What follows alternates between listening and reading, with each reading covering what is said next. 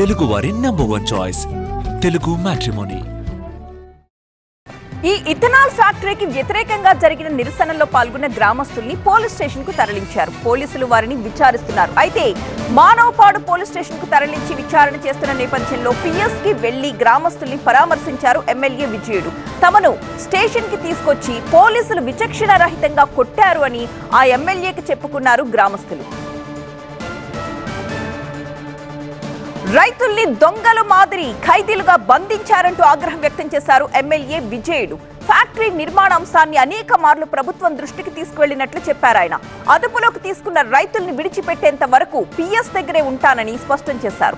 రైతులకు మద్దతుగా ఉంటాం, ఇథనాల్ ఫ్యాక్టరీ తరలించేంత వరకు పోరాడతామంటూ ఎమ్మెల్యే విజయుడు హెచ్చరించారు.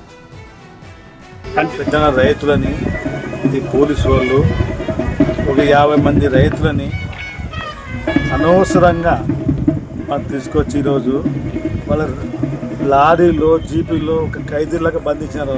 వాళ్ళు ఒక రైతుల్లాగా చూడకుండా ఒక ఫ్యాషనిస్ట్ లాగా ఒక దొంగలాగా చూసుకొని వాళ్ళని బంధించి నీళ్ళు లేక ఏం లేక వాళ్ళు బాగా చూడలేక నేను ఇక్కడికి వచ్చి కింద తిప్పి నీళ్ళు దాపించి ఛాయ్ తెప్పించి పెట్టాను. వాళ్ళని ఇప్పుడు నేను ఖచ్చితంగా వాళ్ళు వచ్చేంత వరకు నేను ఇక్కడ ఉంటాను. తాలూకాలో రాజోలు మండలము 12 గ్రామాల రైతులు నష్టపోతున్నారు. ఆ నష్టపోకుండా కాపాడాలని ఈ ముఖ్యమంత్రి గారికి, ఐటీ మినిస్టర్ మన చంద్రబాబు గారికి మేము చాలా మొక్కున్నాము. తెలుగు వారి నంబర్ 1 చాయిస్ తెలుగు మ్యాట్రిమోనీ.